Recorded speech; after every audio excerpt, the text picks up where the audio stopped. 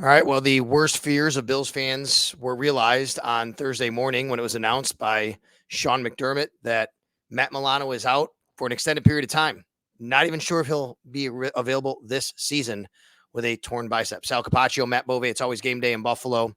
Matt, just devastating news for the Bills and their linebacker. Yeah, absolutely. I mean, arguably the most important player on that side of the ball, one of the Bills' best players overall, somebody who has worked so hard to try and come back, somebody who I know we've all wanted to see on the field for an extended period of time with Terrell Bernard because he had such a strong 2023 campaign. Devastating is a word that I know has been thrown around a lot, and sometimes I feel like it's a little bit dramatic because we are talking about a sport in football. But you feel for the guy because of what he's put in to try and get back onto the field. And just from a Bill standpoint, like this is a really, really, really big obstacle you now need to overcome. Yeah. How do they overcome that? Because we'll get into that because obviously Dorian Williams becomes the next man up. But let's just talk about the reaction to Matt Milano because we talked to after practice today, Matt, when I was out at joint practice with the Steelers. Even actually, Deion Dawkins didn't even realize when we asked him about it that this was the situation until we told him. And then he said, I'm going to go in and call him. And we talked to Dorian. I talked to Tyler Medikevich, who was in the room last year with them. He's now with the Steelers.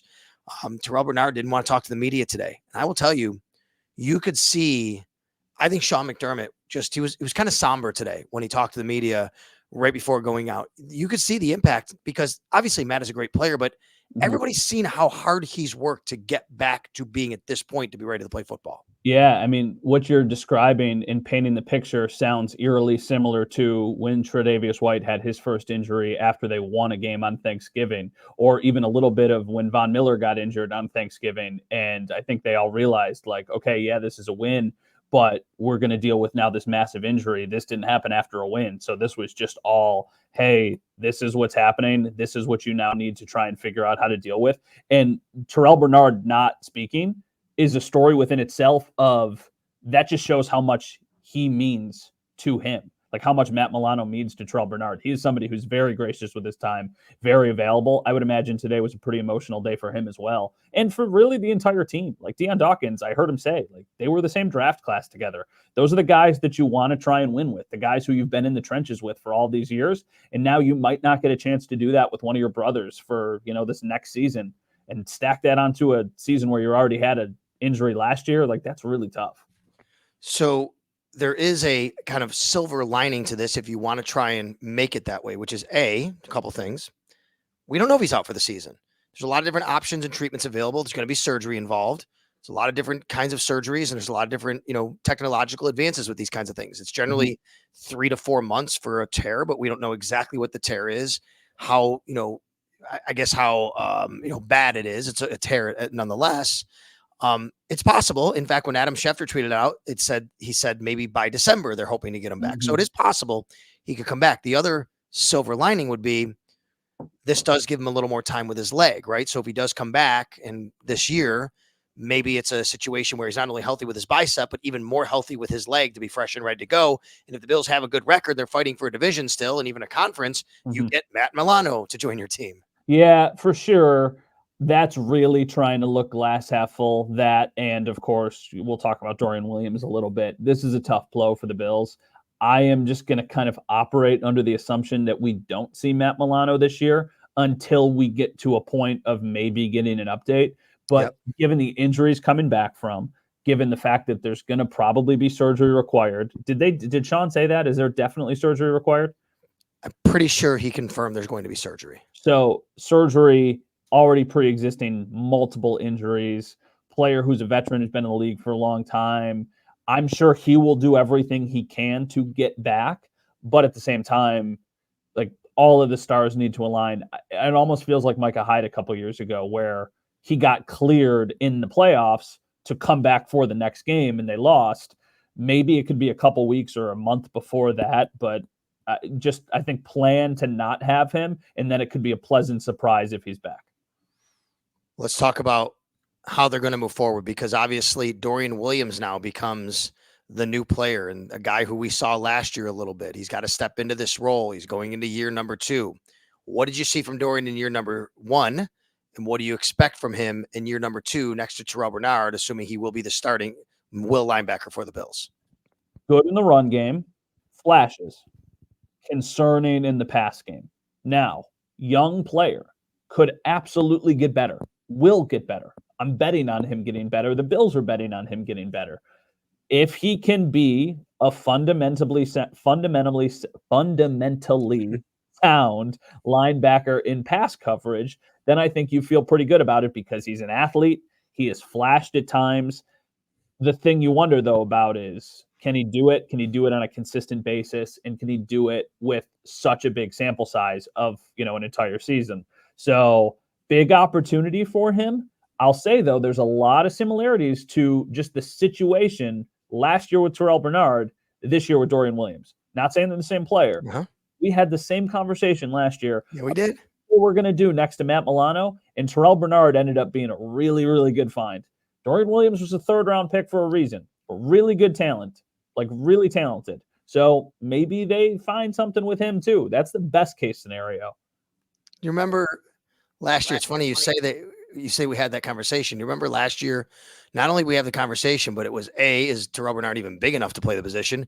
And B, boy, he didn't look good in that one Jets game that he had to play the year before that, the one that Josh Allen got hurt and he had to play for Milano at will linebacker. And there were a lot of question marks, and Bills fans were really kind of questioning the draft pick itself, let alone, the player, what he could be. But he obviously turned out to be really good. I'm disappointed and sad for that reason, which is I've been saying for months now, my biggest excitement about the Bills this year might be seeing Milano and Bernard together. And here we go again. We're not going to get that chance. Yeah, that stinks. I mean, in those first 4.5 games that they played together, they were pretty dynamic. They made a lot of plays. Like, that was the thing with Matt Milano, was you always got the splash plays and you just got consistent and reliability there, which I think with the linebackers and the way the Bills have built their defense, that's exactly what you're looking for. I'm worried about the defense just in general moving forward. I think that this is now another hurdle that they need to overcome. I've been worried about the safeties. Now I'm worried about the linebackers. I feel pretty good about the defensive line, but I don't know who's going to get home consistently to be the person who's generating the most pressure. So I'm a little concerned. Not a little. I am concerned about the defense. If Dorian Williams is really good, then that will ease my concern levels a little bit. But this is a player that it's going to really be hard for them to replace in Matt Milano. Okay, well, what they did last year when they lost Matt Milano, let's remember, first Dorian Williams, and then it was Tyrell Dodson, who actually played pretty well at times. But what they ultimately wound up doing, Matt, was they played a lot of dime defense. And they said, we're going to take Jordan Poyer and make him a quasi linebacker. He's going to be your dime safety, essentially, play 6 defensive backs. And that could be some sort of formula here. And look, the way that offenses operate in the NFL these days with spread offenses and throwing it around, it's not the worst thing in the world. I wonder if we see a little bit more of that as well, because with Milano on the field, you're not doing that. You're playing 2 linebackers, nickel defense. The Bills, what they do with Taron Johnson every single down, 1, 2, 3. But I wonder on third down now if it becomes more of a dime heavy team. I don't think that that's the wrong idea, but what personnel are they using? Because last year you had the luxury of having Jordan Poyer and Micah Hyde. And now you don't. So now if you're going to go dime, you're going to put another, I don't want to say like undersized because it doesn't have to be, but what are you going to put Cam Lewis on the field, right? Like, are you going to put one of your other, maybe that's where you use Cole Bishop whenever he is available to come back. Maybe that's a nice natural way of getting him onto the field. But it's funny because not to interrupt you, but I had said for a while, I see Cole Bishop kind of playing like a Jordan Poyer role last year towards the end of the year. Maybe unfortunately because of circumstance that actually does become his role. Sure. You just feel so different about it because there's a new defensive coordinator. You have no idea what you're getting out of Von Miller. You don't have Leonard Floyd to kind of round out your pass rush. Who knows what to expect from Terrell Bernard in year 3, year 2 as a full-time starter. That's going to probably be what they have to do. I just don't know if they've got good enough personnel to pull it off and consistently be effective. The one thing I'll say about all of this, I do give Sean McDermott the benefit of the doubt with defense. It always feels like they figure things out defensively. So I do not think that this is, the Bills season is done. It's over. They have no chance. But I do think okay, Sean, you're a defensive-minded head coach. You better be in your bag and figuring some stuff out with Bobby Babich to make sure this does not become the thing that costs you a chance at going to the playoffs or obviously even further. Bobby Babich, also obviously the coach of the linebackers the last few years, he knows what he has in that room. So, if there's any, at least again, silver lining, I'll use that word, that phrasing, that he knows kind of what those guys can do and the positions that he can put them in or not put them in to maybe be successful. Sal Capaccio, Matt Bove, it's always game day in Buffalo. My apologies, by the way. I'm in my Pittsburgh hotel room and I just noticed got my backpack on the bed behind me. I'm like, man, I'm staring at that thing. It's not a good look. It's just a backpack sitting there. Kind of looks like I'm messy over here. I try not to be, but that's the way it goes. Matt, I came back from the Steelers-Bills joint practice. That's what happened out at Acrisure Stadium on Thursday. And I'll tell you, I thought it was a really good day overall just for both teams to get a lot of work in. You have wins, you have losses, a lot of different things going on. Goal line, red zone, just 11 on 11, one-on-ones. It started off a goal line period, starting offense for the Bills on one side, starting offense for the Steelers on the other side. I was with the Bills offense watching. First play, Josh Allen looks right and then comes right back to the left, and James Cook is wide open for a touchdown. After that, incompletion to Mac Hollins, and on the next play, touchdown to Dalton Kincaid. Two of the first three plays, right from the 2-yard line, touchdown passes from Josh Allen. Started off really nice. Yeah, so I'm interested in this because you're there. I'm on my way to Pittsburgh tomorrow morning, so Friday morning, to come down for the preseason game. Who had the better day? This is joint practice. Was it the Bills? Was it the Steelers? Because it was fascinating to me because I follow people who cover the Steelers, and obviously I follow everybody who covers the Bills for the most part. And depending on what timeline I was looking on, I felt like I was getting mixed messaging. Well, is it a better day for the Bills? Is it a better day for the Steelers? From your perspective and vantage point, who had the better day and what players stood out? See, I don't know who had the better day. I think they were about even. You could get wins and losses for both sides. So I think that when you look at it through the Bills prism, Bills reporters will tell you, oh, yeah, that was really good because you know what they're trying to accomplish, or even the bad. And the same thing's going to happen from the Steelers. I'll tell you what I really liked about the Bills today was they controlled and even dominated the middle of the field with their first team offense, something I think they really want to do. The highlight players of the day were the middle of the field players, the tight ends. Now, Dawson Knox did not practice. Dalton Kincaid was just catching everything. Khalil Shakir, Quentin Morris, Zach Davidson, all getting in on the act. I thought that was a really good day for the Bills. Okay, cool. And then I saw a lot of posts about Ray Davis. What did Ray Davis do today that was so impressive? Because apparently he had a really nice day. One-on-ones, getting involved in the passing game, beating a couple guys down the field that looked really nice. I thought his passing game, what he did in the passing game today was really nice. Didn't see a lot of runs, but I think there was one in there that, was a really nice run. They weren't really tackling to the ground. They were doing more like an up thud. I'll tell you this, though. James Cook, to me, had a much better day today than he's had a camp. Okay, he was good. Holding onto the ball, and that included one-on-ones and 7-on-7. Did it get feisty at any point? Yeah, a couple times, but nothing too bad. One was there was a legit sack between Rousseau and Von Miller kind of getting on. I think might have been at Oliver in there. I think Rousseau was in there, and they kind of went up in the air. And when they came down, it's just by their own length, Rousseau hit Russell Wilson and he kind of fell down, and the Steelers didn't like that. Right. But it wasn't like he was trying to necessarily. Kyrie Elam got into it with somebody after a punt play. And then there was another play where Khalil Shakir caught the ball. A DB kind of threw him to the ground. I think it was more because Shakir's just kind of a smaller guy. He wasn't trying to throw him to the ground, or otherwise he's kind of just take him down a little bit.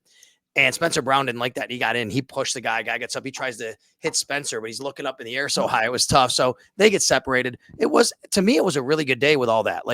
They got a lot accomplished. It was really good. A couple of the bad parts for the Bills. Mitch Trubisky comes in on that goal line session, and him and Alec Anderson, 2 straight fumbles off the snap. Can't have that.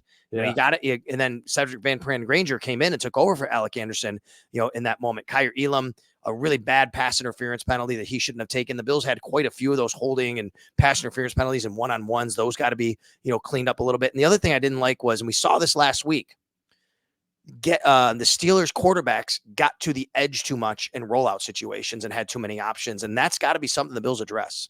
Yeah, well, it's not like they were really trying to address that with the draft, right? Right. That was one of the things that when I saw your post, I'm like, that's not really been an area that they've addressed. They bring back AJ Epinesa, and then it's just been Javon Solomon, but who knows what Javon Solomon is going to be. So we'll see as they move forward, but it's good to hear that it was an overall pretty even day and that the Bills actually had a lot of wins mixed into it. Let me ask you this as we wrap up, because this is just, I know everybody listening or watching, really quick episode. We wanted to just touch base and get you an emergency episode because of the Milano news. So thank you for understanding.